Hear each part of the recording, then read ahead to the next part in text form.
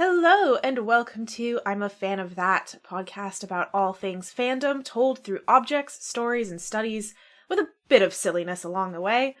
Your hosts on this journey are pop culture writer, journalist, and cosplay expert, Holly Swinyard, and myself, Vivian Asimos, a public anthropologist and pop culture academic with a PhD in religion and popular culture. Join us as we wander down the incredible and intriguing path into fan culture, its history, the people who make it up, and the way that we look at this ever-growing part of our society. Fair warning, we may talk about some adult themes, use some adult language, and possibly get a little bit nerdy about the whole thing. You have been warned.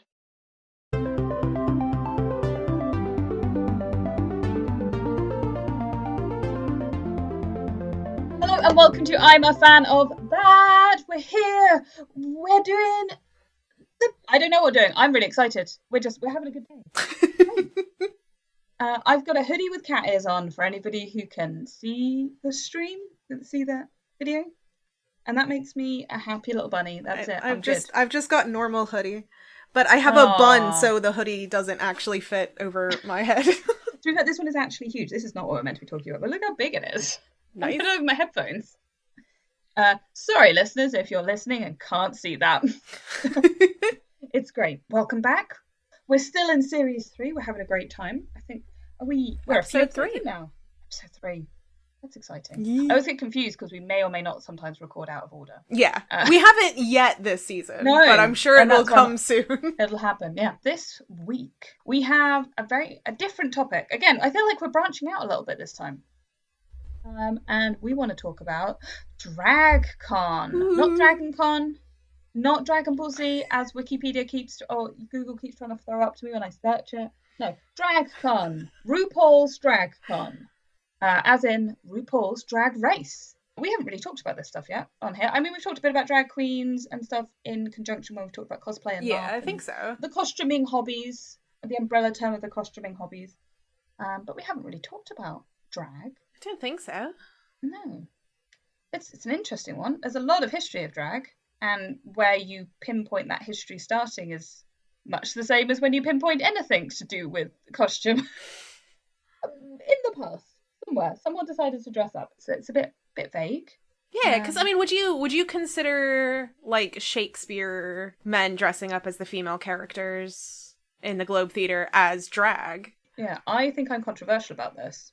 Because I don't. Okay. Because I feel that drag has to have an element of rebellion and self-expression to it. Whereas that is just not letting women be on stage. Well, yes. That's just saying women aren't allowed to be on stage, so someone has to be women on stage, and that's conforming more, I think. But I also understand that there will have been people who took those roles as performers, who for them it was self-expression and it was a form of being themselves in a way that was safe. So I think it's not necessarily drag. I do think that drag is a very specific art form, but I think it's a precursor to it, and I think it has it's valid in the space. But personally, I don't think it necessarily has that level of, I don't know, pizzazz. I have a feeling. I made a joke before we started about how I'm definitely going to be bringing up Judith Butler, and I think after just a short conversation, I'm like, okay, so I'm bringing up Judith Butler for sure, and I'm also bringing up Victor Turner's Anti-Structure, but we'll get there. Yeah, and it's one of the things, because actually I have the same feeling about Shakespearean theatre as I have about Kabuki, because Kabuki also doesn't allow women on stage. It's still incredibly rare for women to be on stage in Kabuki. In Japan, for people who don't know, Kabuki is a form of Japanese theatre. And the reason that women aren't on stage in Kabuki is because the geisha, who at the period of time when everything was becoming very popular, and I can't remember the exact date, and I'm very sorry, I want to say it's the 16th century, but I'm probably wrong, were dressing up as samurai and performing as men. And it became so exciting to audiences that the emperor at the time banned geisha from performing in public as men. And they were then banned from performing in public at all. And so Kabuki is, because there are men performing as women in Kabuki, because of the banning of geisha and women performing, in general, performing as men, because they had already been doing their own controversial performances where they were doing drag, essentially. So again, it's one of those things where I'm like, there is a level of I'm sure there were people who found their own validity in it and found a space, and I'm fully prepared to have an argument about it.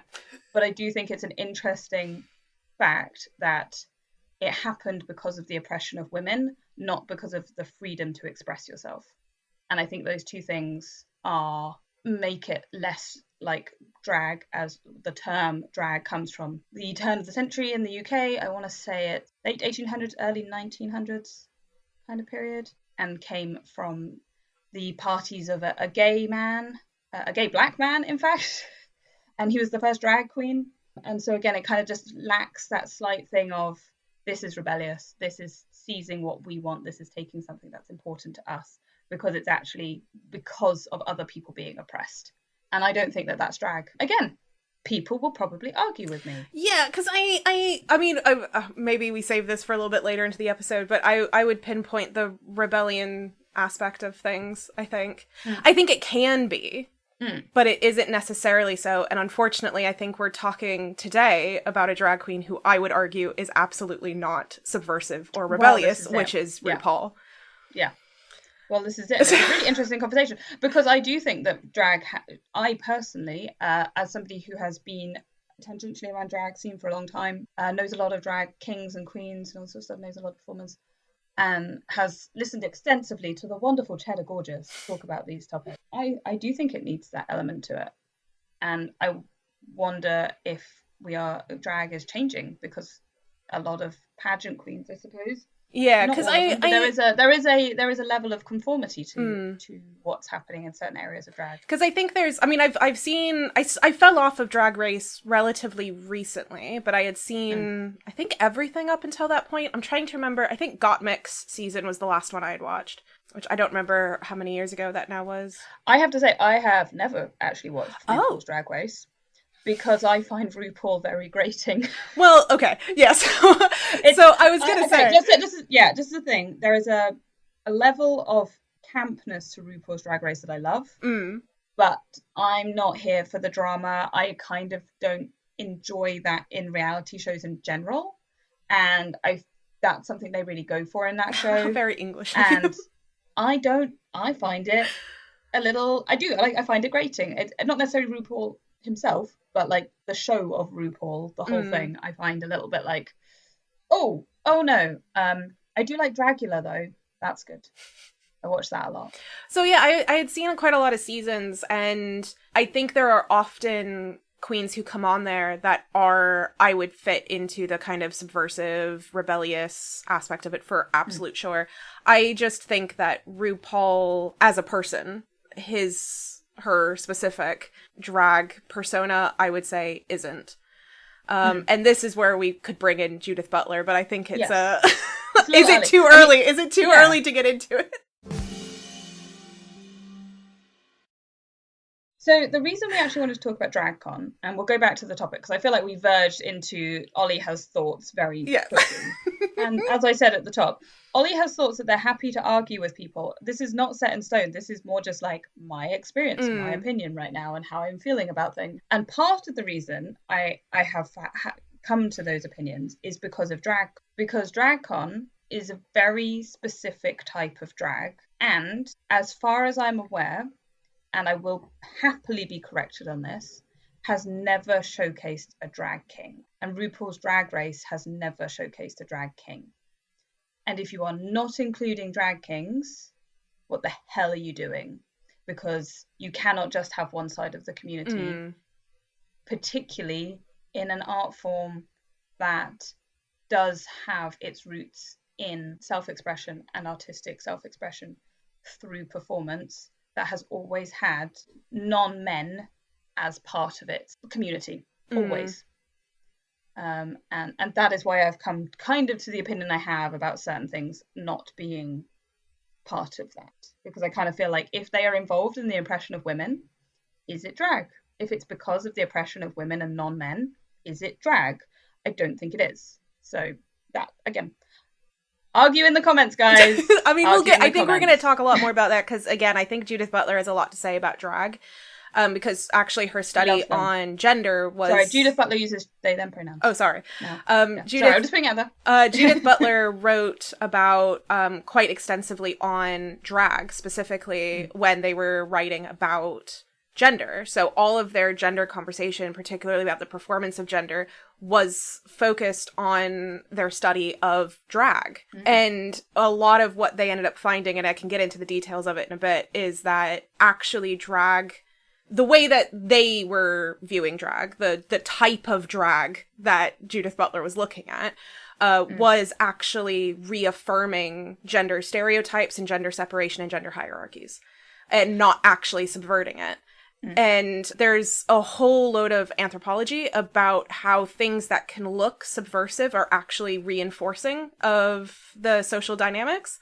So I can get into some of that. But I think it's really interesting to kind of talk about how just because something can look subversive on its surface can actually mean that it's still reinforcing it. And again, I think... now this particular work by Judith Butler is now quite a bit old in comparison to a lot of the drag scene and the blow up of drag scenes, that I do wonder if they had seen some different drag, if they would have that opinion of all drag, or if it was just this particular type of drag that they were looking at. Because there's a lot of different types of drag. So this is one of the things, and the reason I think we chose drag con over just drag in general is because drag has become a fandom of its own. People are fans of drag queens and all this sort of stuff, and it's become like this sort of the RuPaul Drag Race empire kind of thing. That's what a lot of people who are not necessarily in the queer scene think of when they think of drag and drag queens, right? And they don't necessarily think, like, I've genuinely had people go, "Oh, a drag king's a real thing then?" I'm like, yes, yes they are. Yeah, and they're amazing. They're genuinely some incredible stuff going on in with drag king. Kind of interesting that because it's gained this fandom and this space around RuPaul and the show and all this sort of stuff, you end up with a style, a sort of this idea of drag is this, and if you don't fit into that, you're not doing it, because they are looking at it only through that one lens that they're presented with, and I find that really interesting, and it's why I have such a big issue with the fact that DragCon has, and like I said, I'm happy to be corrected, but I have never seen them publicly or on any of my friends who go, and this is no critique on any of my friends who go to this con, absolutely enjoy it, have a great time. It's no critique on any of the drag queens who go or anything. I just think as an event, as event organizers, they're not showcasing drag kings. They're not showcasing the other side of the coin. If it is, it's not a two-way thing, but you know what I mean? We're using, and that is problematic, particularly because there is a difference with a drag king who is often a female human, not always, definitely, but there's a lot of people who would identify as cis women in the same way that a lot of drag queens identify as cis men who are dressing up as men, and that's punching up. That's not necessarily punching down. Yeah. And I think that's a very different thing if you're critiquing the patriarchy as opposed to... And, there is a subversion for men in taking on femininity. But is it subversive if you're only taking on a form of femininity that is perfect? And I say this with... I'm literally just kind of talking through critique points. This isn't critiquing anybody who's like... I love all the drag queens I've seen. I think they're all amazing. It's such an incredible art, and I love watching drag queens. But I do think we have to have a conversation about what is happening within drag if it's not as experimental as it used to be. Like, why the hell has UK Drag Race not had a dame on it? Why? I'm sorry. Drag in the UK, if you know drag in the UK and you grew up here, the first drag queen you will ever encounter in your life is a panto dame, and they're fucking amazing. Panto dames are amazing, and the costumes they wear, the things they do, the performances they have. Why hasn't RuPaul's Drag Race UK had a panto dame? They're just as valid as any of those other drag queens. And I genuinely want to ask that question. Why is there not why is there not an older queen? Why are they all a certain age? Where are my queens in their 60s and their 70s who are definitely there? Where are they? Yeah. That is it, and I think these are all questions. It's not necessarily just about being like a pageant queen or whatever. It's about the fact that there's ageism involved in it. To a greater or lesser extent, a lot of the queens are very skinny. There's a very specific look. I think they're either skinny or they are, I don't know how to phrase this properly, but quite oversized in a way that then can become their personality in a way. There's not a lot of like mid-size, you know? Yeah, it just feels like every time I see the promotional images, and I'm aware, like I said, I don't actually watch the show, so I am only seeing a certain thing, but the image that's being presented is really specific, and it just feels like it's lacking. Like, actually, Cheddar Gorgeous was on the show, and Cheddar is older, and Cheddar has a very specific style. But I've seen Cheddar perform, and they did not do some of the weird shit on that show. They've done some great stuff. They're incredible, and I love what they do. But I didn't feel like I saw the Cheddar that I've seen perform on RuPaul's Drag Race, you know. And I get that there's going to be a level of for TV, and you know, you can't necessarily do some of the things that drag queens might do on stage in a TV setting. But it was interesting to watch, definitely, because that is the only ones I've really seen. I just have a lot of opinions about this personally. I had a lot of really interesting conversations about DragCon when I was doing the research for my cosplay book, Cosplay: The Dressing of Identity. Buy now. Basically, it was a point of conversation, particularly with cosplayers, because I frequently would have conversations with them about what constituted cosplay. So typically I would actually ask this question about halfway through my interview, because I liked them to be comfortable, but also for them to have already talked quite a bit about different things that they consider cosplay, and then I kind of throw them into this question. There were a few people that ended up kind of pushing on certain points, and we had really detailed, lovely conversations about it. And one of the things that we talked about was particularly DragCon, where you have people cosplaying a drag persona, and that is considered cosplay and not drag, because they are cosplaying the character who then is in drag. So yeah. It's like this weird, you know, talking about the different definitions of dress plays, of how it's all interconnected. I have a really interesting opinion about this, because so I hold two kind of, I don't know if they're conflicting opinions, but humans can do that. We're capable of it. That when I cosplay a character, that character takes on my gender for the time that I am cosplaying them, because it's a give and take of character and me. We're both inhabiting the same place at once. And so if I cosplay, let's say Tech in the Bad Batch, well, Tech is me, and I am Tech. Tech's non-binary for that moment, at least in my iteration of it, because I'm non-binary, right? And I think that's really cool. I do also think that other people don't have that, because that's not how they perceive their self, right? That's not their own choice.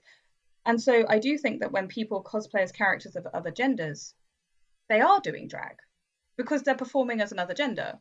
They're not saying, this is my gender now, or whatever. I'm not saying this character is taking on me and I'm just taking on aspects of them. They're often saying, I'm becoming this character in the same way that a drag queen or drag king is becoming their character. So why isn't that drag? I think it is. I genuinely think it is. Because when people go, because there's a term in the cosplay community that I hate, which is crossplay, which is meant to be when you're crossing genders. And I'm like, guys, come on. We have a perfectly good term for that. And it's drag. In my book, I called it drag plays, just because so. People do have a problem with the term. And there's slurs around it and yeah, stuff like that. There are issues. And it's a nuanced conversation that we will not have right now.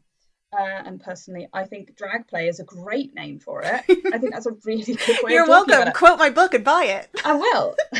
That's great. I think that's it, because actually, I think it is very similar. You are becoming a character, whether it's your original character or not, and you are going into you are taking on elements of another gender and performing another gender, which, if that's not drag, I don't know what drag is, you know, if you're coming down to brass tacks. So I think it's a really interesting thing that a lot of cosplayers are worried about using a term that's not theirs. But I think all costuming hobbies clash into each other at some point. And so I think borrowing from each other respectably, you know, being respectful of the terms and learning about drag culture as much, you know, not just taking it and running. But I do think that, you know, there is a lot, and particularly now with things like DragCon, there is a lot of crossover. People cosplay as drag queens. And I do think if you have a useful term where you can talk about it, use it, you know? Have I ever told you about how I did that, I guess, drag king type performance when I was in high school? No, this sounds so I was in the Thespian Society, Oh, of course you were. Yeah, no. Is that just not drama club? It is. Well, it's like an official, like, national recognized organization. Oh, you guys have that. We don't have Yes. that. That's like Glee Club and things, right? We don't really Kind have of. that kind of. So anyway, in order to pledge it, there was like a whole week of like fun activities and stuff. And you have somebody who's already in the society that like helps guide you through it and stuff. And mine was a friend of my sister's named Chester, who's a guy. Yeah. And one of the... What an excellent name. Yeah, he was amazing. I really like Chester. I hope he's doing well. But basically, one of the events that we had to do was you dressed as your, like, person helping you out. So I dressed as Chester, and I got a wig that looked a bit like his. And very quickly, I devolved from acting like Chester to just being a guy. And it was so much fun. I was in one of my classes and I was like, man spreading and like this. And my teacher actually told me to get out of the room because I wasn't one of her students and only her students are allowed in this classroom and you need to get out. And I was like, ma'am, it's Vivian. It's interesting because I think when you take, this is the thing, and this is why I kind of think that when people cosplay as other genders, I do think it counts that level of drag because that performance, that thing of what society says is man and woman or whatever, or male and female, I guess, femininity, masculinity, whatever we're going to talk about these categories, you take them on, you do. And it's more than just necessarily taking on the characters. And sometimes you go to an extreme, like you said, like with that, you stopped being him and just started being man. Yeah, because I should make sure Chester is a very lovely person and he did not act like that. And I just went whole hog after a little bit. And I think that's the thing, is that like with drag, there's a certain thing of, you are creating a persona, you are creating a character, whether that's, like I said, your original character, your original creation, or it's let's say Poison Ivy or something like that. You take on these things, but you also, I think, take it the whole point is to take it to an extreme, right? Is to kind of go, let's see where I can go with this, let's see what I can do with this. And I think that's really interesting. And I think we need to talk about Judith Butler now. I think it's the Judith Butler time. It is time. So I can't remember if we mentioned them previously. I'm sure we have. Probably. I'm sure we have at some point mentioned Judith Butler. But the big thing with Judith Butler in regards to gender performance and drag is their conversation about gender performance and the fact that gender isn't something that is biologically set. Surprise! Hey, guess what, everybody? Let me explain to the UK government about how gender is a performance. And so basically, there's nothing inherently girl about girl. And that's one of the terms that Judith uses, and I think it's great. Is like there's nothing inherently girl about girl. And when I, as a girl, was growing up, I was basically being told, either implicitly or explicitly, about what it was that I had to do to be a girl. And I think I've talked before about how my mom made some comment about how ladies don't drink out of root beer bottles, which I think she got a little mad at me for. I'm very sorry, Mom. I don't mean it as a critique. It's just a story. Yeah, it's a fun story about expectations of how one should or should not act, right? And there's a lot of different levels of that. I was supposed to wear dresses when I go to church because I'm a lady. It's like these kinds of things that the boys aren't being told. And so those are how we build the idea of gender. And so I am somebody who likes being a woman. And I have slowly embraced that, and I'm wearing a lipstick today and makeup, and I like to show off my figure sometimes under very specific circumstances. But I recognize that each time I do that, I am performing what society has told me being a woman is. Yes. And those are things that I enjoy doing, and I have decided to embrace, but those are not inherent to the fact that I am a woman, because there is nothing inherent in natural in woman. It's all social constructs. Yeah. So when you are, say, drag, you are performing those social stereotypes of woman. And the idea why I think a lot of people think of it as subversive is because it's not a woman doing it. Yes. It's a man doing it. But by doing those specific, and that's why I'm saying only a very specific form of drag, I think fits this, because not all drag does this. But very specific forms of drag will mimic those social ideas that are embedded in the performance of woman, doing it as a man and thinking that that's subversive, but what they're doing is still reinforcing the fact that that's what a woman is. Yeah. That a woman is those performances. And in that moment, I'm not a man because I'm not doing that performance, but I get out of it and I'm back to being a man because now I'm doing the man performance. Yeah. And so that's why it actually reinforces it, because when you see that on the stage, you go, ha ha ha, that's like a woman. And it's interesting because I hold a very strong thing that I think doing drag of any type, so I'm going to include my own expression through cosplay in that, is a way of exploring gender, is a way of exploring what you like, what you don't like, all this sort of stuff, because men who perceive themselves and are very happy being men should absolutely be allowed to wear lipstick and makeup and show off their figure and wear high heels and wear a dress. That shouldn't just be woman. And it shouldn't be a performance of woman either. It should be, I like wearing high heels and a dress because high heels and a dress are cool and pretty. Because they make me feel good. Exactly. And not because I'm performing as a woman. It should be I'm performing an self-expression. And I do think that there is that very much that element of drag to it.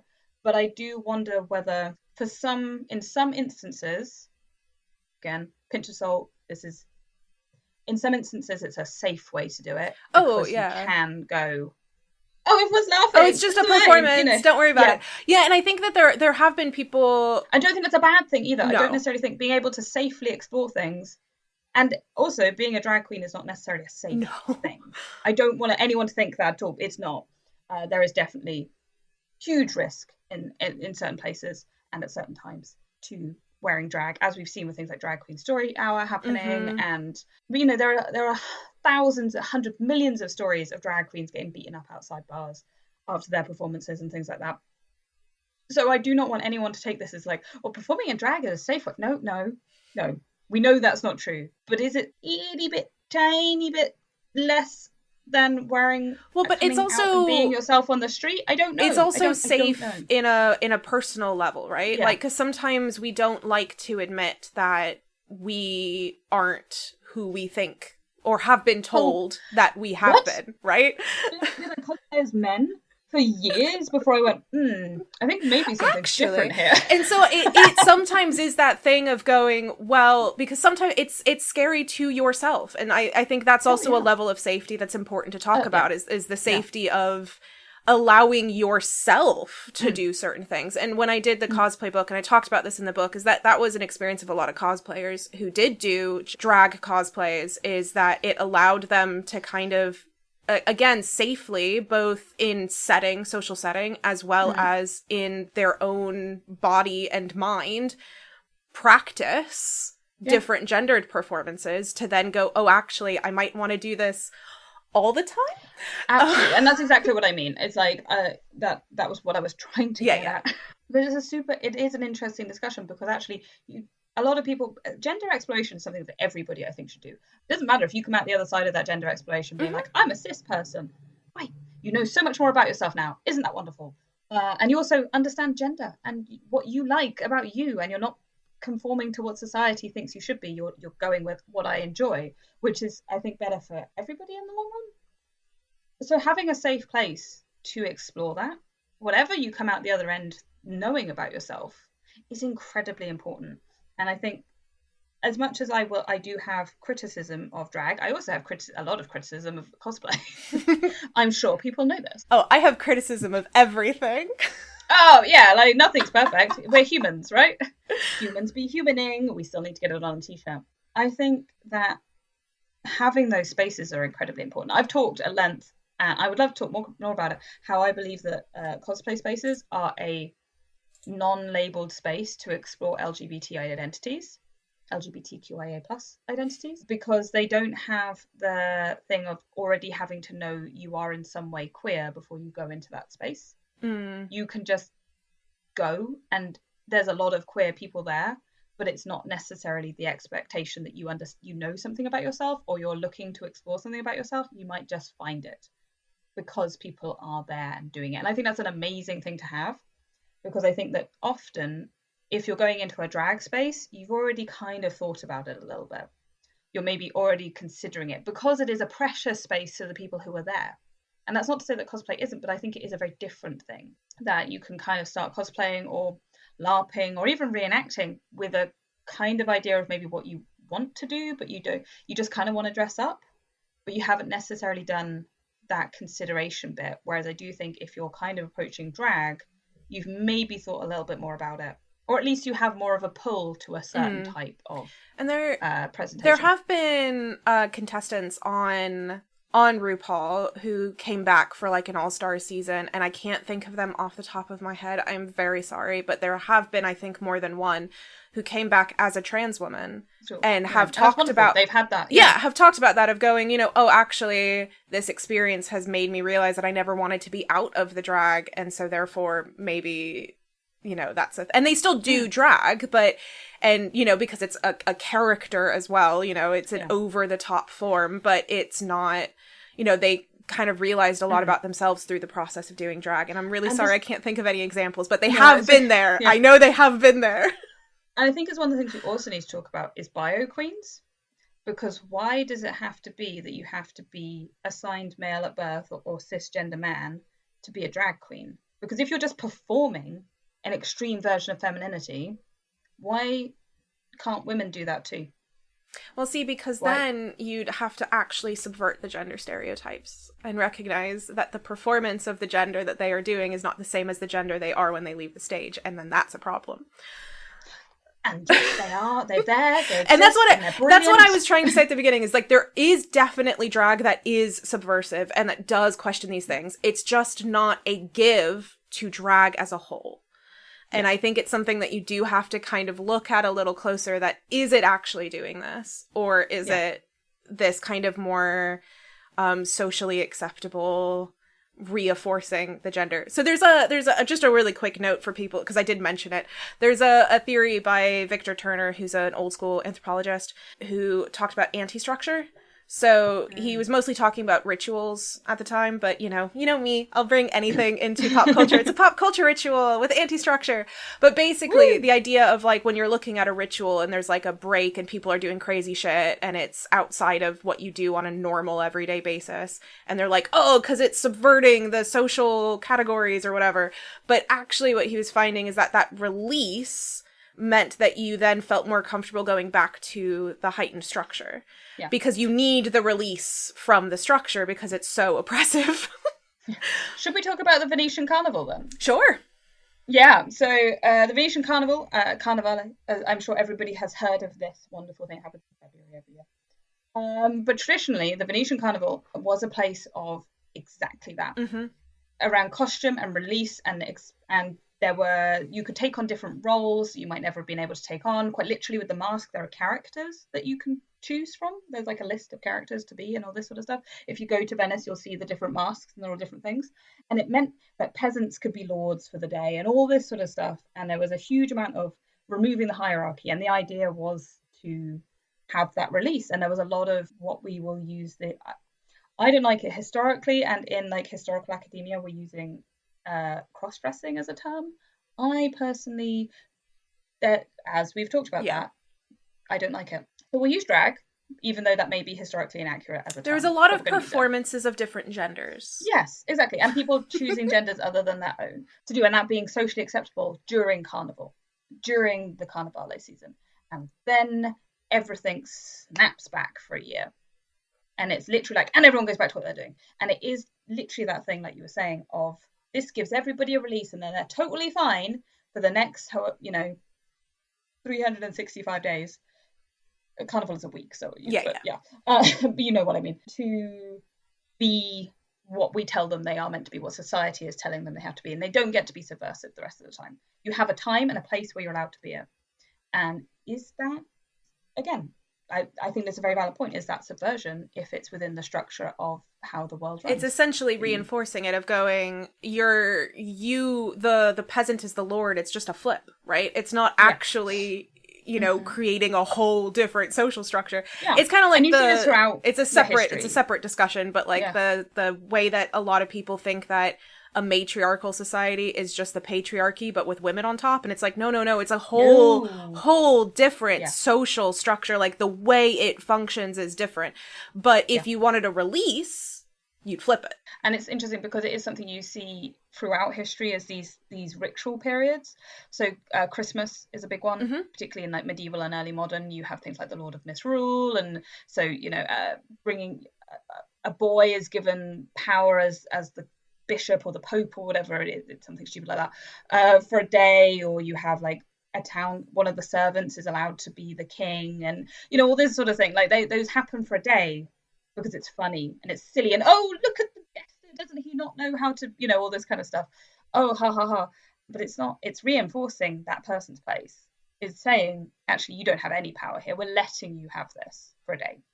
And that's part of the season, is a thing that they do because it's Christmas, and isn't it charitable of us? And I do wonder, oh my God, we've gone so off topic, but I do wonder whether there is an element of that. I just think there is, like you said, a subset of drag that is reinforcing norms. And I think, because I've even seen people on RuPaul that do a different type of drag that does do the subversion, that does do kind of weird, interesting things, but it's not RuPaul's drag. Like RuPaul as himself, like that drag is kind of, I think that pageanty 80s, 90s drag, I think, is a lot more of kind of what I'm talking about. But there's all sorts of different types of drag. So many different types. So many. And so many different ways of doing it. And one of my favorites being horror drag. I love it. Should we talk about Dragula? But yeah, so there's a couple of like horror drag performance artists that I follow because I was also doing Nerdlesque stuff for a little bit, which I would love to go back to at some point. Because Nerdlesque also is really interesting conversations about gender and sexuality. Doctor Who drag. The Doctor Who drag shows are amazing. They're so good. But they're there definitely are. That's what I'm saying. It's not all drag. I think it's just a very specific type, and it tends to be what is being presented as the quote unquote norm on RuPaul's Drag Race. But it is not the norm outside of that setting. But DragCon is RuPaul, and so it's a very useful thing as well to have a stepping stone. Because if you introduced people who know nothing about drag to some of the stuff I've seen, I've seen Cthulhu drag. It's special. It's wonderful. It's an experience. But like if you took somebody that far straight away, or to some of the more, I don't even necessarily want to say outlandish, but almost like extreme performances that exist within drag that are really, really deconstructing what gender is, they wouldn't be ready to go that far with you. And so having a space like RuPaul is really good and helpful in many ways, because you can be like, okay, we're going to go to here, we're not going that far, and then we're going to take another step, and then we're going to know. The problem is when people don't go further than that step, and it's when that's capitalized to the extent that it has been, that I wonder whether there is, in fact, I don't need to wonder, there is a huge subset of the drag community that just doesn't get included and often gets told that doesn't count. There's a wonderful, I'm going to say drag queen, I think she would call herself, who's a clown. And she does like yarn wigs and clown makeup, and she has a specific clown look she has, and she's a drag queen. She's also not a man. She's, as far as I'm aware from her online presence, a cis woman. And this is her drag persona, as a clown. And that's so interesting. And it's not even that far divorced from like pageant queens. But it's still, people are going, that's not drag. That doesn't count. Because it's not what they know on Drag Race, And so people can't get to drag clown. How can they get to drag Cthulhu? Or my absolute favourite drag king performance I've ever seen was at Bristol Pride, where a drag king did Jon Snow singing Let It Go from Frozen, and then had a costume change into Jon Snow Elsa halfway through the performance, and it's the greatest thing ever. It was so good. Like, I've seen like Bill Cipher drag, like where they're just a big triangle, Bill Cipher style from Gravity Falls, with like sexy stockings. Like, the strangest one is seeing people say that if you don't shave your beard, you can't do drag. Yeah, I was going to say, there was an example of that. A friend of mine. Is that Bob the drag king as well? Drag queen, Bob the drag queen. I don't think doesn't typically shave. But yeah, there was a drag performance that a friend of mine went to where the drag queen had a beard, like a full beard, and people showed up and then got mad that it wasn't quote unquote drag, and basically the whole bar turned on them because they were like, fuck off. Yes, it is. Yeah.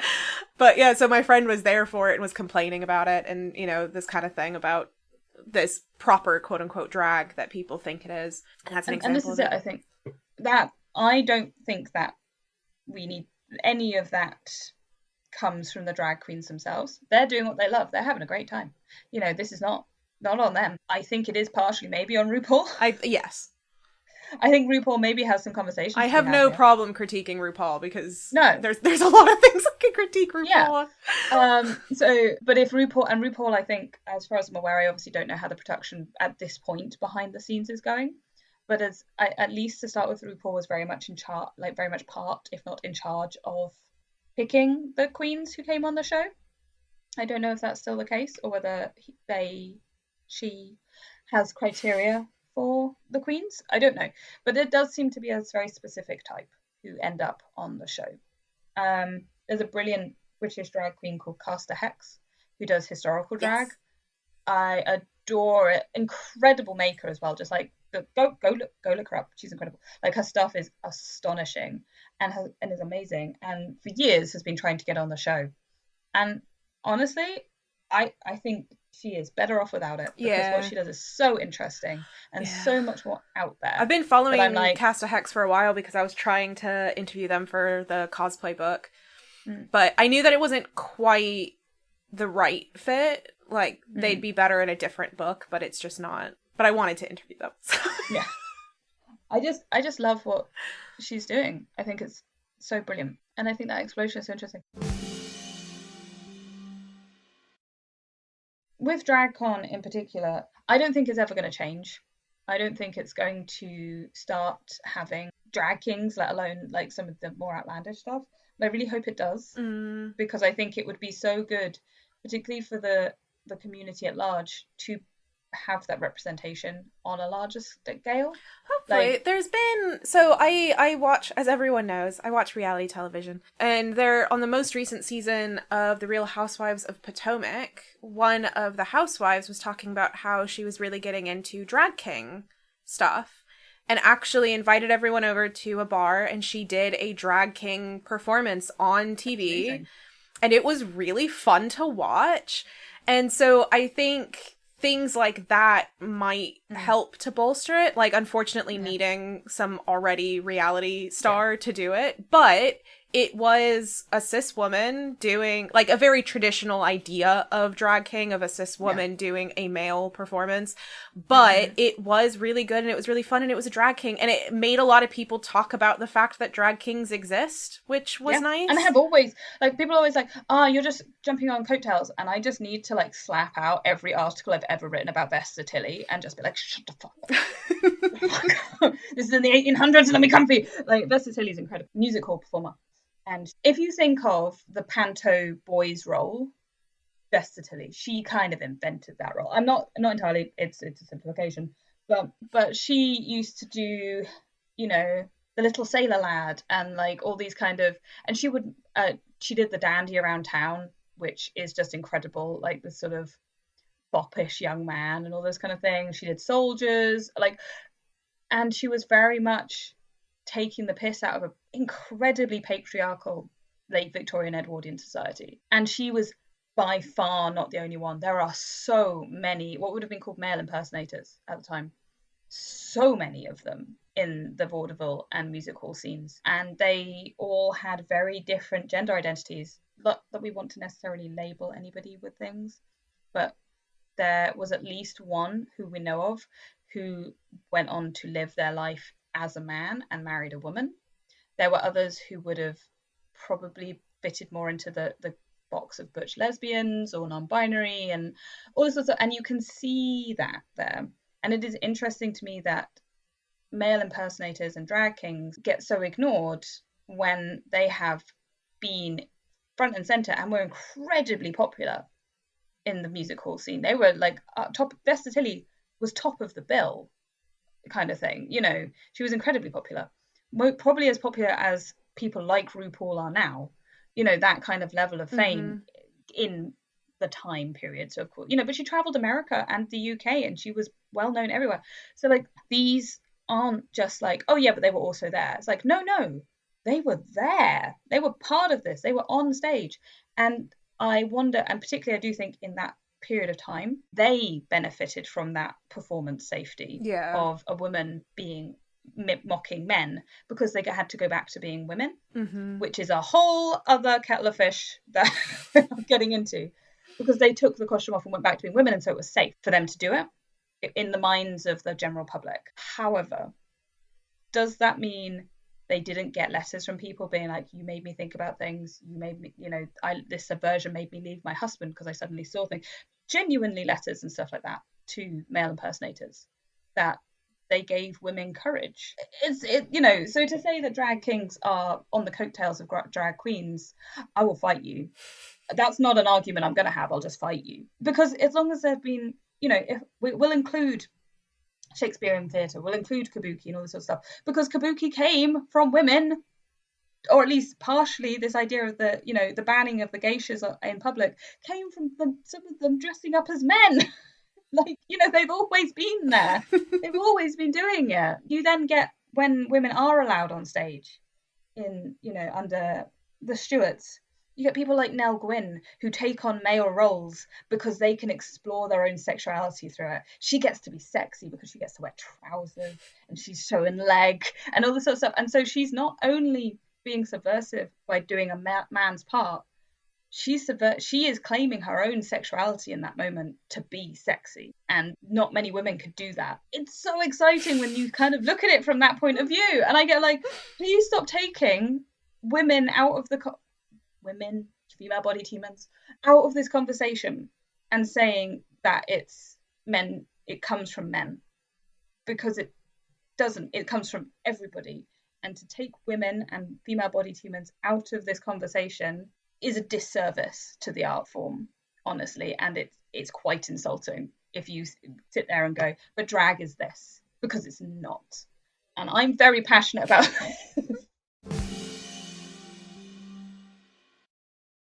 I think we ended up making this a lot more about drag, but I think drag con as an idea is wrapped up in all of this because of the fandom around it has made the kind of defining of the terms much more of a stronger sense for people, because it's like, well, I'm a fan of this, and this is therefore drag. Yeah. In the way that Star Wars people be like, this is Star Wars, not that. And I think that's part of the issue, is I don't think until very recently people would have defined drag as one thing. I mean, again, I wasn't around in the 80s, I don't know. But I think in public consciousness, defining drag as this is drag and that's not is relatively new. Yeah. I don't necessarily think that everybody was being super everything, no, everyone's always argued about everything. But I think that much stricter idea of this is the thing, I know that's the thing, you're doing it wrong, is a more modern, I would almost say maybe in the last 10 years, 20 years, that's really happened. And I do wonder if that's because it's become so much in public consciousness that people want to put it in a box. Yeah, because I think before then it lived in, gay bars. Yeah, basically. Queer spaces. And that's, and that was kind of where it lived, while now it's living on your screen and in your convention halls. Yeah, but it's interesting that it's come, we did have it in music halls. There were male and female impersonators in music halls. And so it was a thing known by the public, and then it went underground again. And then, and it's very interesting that the panto dame survived, the boys' role survived, because that's a space. That's probably more to do with the fact that music hall and vaudeville disappeared, and they were risky places. You could do interesting, risky stuff, and the stuff that was interesting and risky then went into cabaret clubs and nightclub scenes, and therefore gay bars and things like that, when it didn't go onto TV because the BBC didn't want to broadcast it, or radio. You can't do it on radio. No. Can you imagine? I mean, Kenneth Williams did a hell of a job to get on, an entire bits of Radio 4 in Polari. Spectacular. This feels like we've just gone on talking about queer culture. Isn't that just what it always ends up devolving into at some point? Yeah. I'm really enjoying this conversation, but I feel like we can't keep going because it will be well into 2 hours if we do that. I would love, I think, to hear from people what their opinions are about this, because I think this is a space where there are no definite lines. because gender has no definite lines. And obviously, like I said, I have opinions about things. I have opinions about what I personally would count as drag, but I don't necessarily think that male and female impersonation are something that can be discounted from that history. I just think that when we're talking about the queer space of drag, I think they're all connected in the same way. I think all costuming things and human expression through clothing and costume and character are connected. And the validity of the space is just fluid and different, and it changes. I also think it's very, again, it comes down to this historian thing of like putting labels on people from the past of what they counted themselves as. So I think to label Shakespearean theatre as drag is too definite for a very nuanced conversation, because there are too many factors at play. But that's just history for you now. That's there you just go. That's a good way to end it. people. That's just people. Humans doing human things. That feels like a good place to end things. Yeah. It's a great discussion. I really enjoyed it. If you want to ask us questions about this, you can go join our Patreon. We're going to do a Q&A. Ooh, we are. Or give us your thoughts. I'm sure we'll just respond to thoughts as well. Oh, yeah. We absolutely will. And join us on Patreon anyway, because you get to vote on new episodes, give us your suggestions of things you'd like to see, get the episodes early, which is great. Yeah. And then you can be like, oh my God, they said some really controversial shit about drag. And let everybody know that we did that. But it's definitely worth joining our Patreon. We're great people. We're having a lovely time. And it's only £1 a month, for the early episodes. Yeah. Thank you so much for this conversation, Vivian. We didn't really have an object this week, I realise. It was the concept. The concept of a convention hall turning into a drag scene. Yeah. Oh, well. And doesn't that say enough about how hard it is to define what this art form is? Yeah. At the beginning, I was like, do you have a wig? Can we do that enough? Yes. Is that enough of a thing? The thing is, I would have said a binder, but I don't have them anymore because I gave them all away when I had top surgery. Yes, I was about to say, you don't need them anymore. No. My memories of discovering my gender through cosplay. That's our object this week. Sorry, guys. This was an objectless episode. Oh, well. I mean, enjoyed it anyway. It was objectless in many ways. All right, thank you so much for listening. I'm still Holly Swinyard. I'm still Vivian. Up until further notice. I will be performing the role of Vivian. Goodbye, and thank you for listening. Bye. Whoop, whoop, whoop, whoop.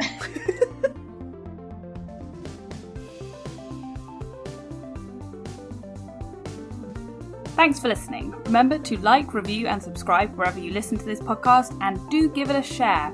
Tell your friends, family, and fellow fans and get the word out.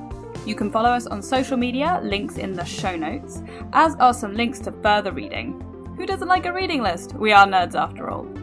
Music for this episode was Nowhere Land by Kevin MacLeod, licensed under Creative Commons Attribute 3.0. This episode was produced by Vivian, Asimos, and Holly Swinyard.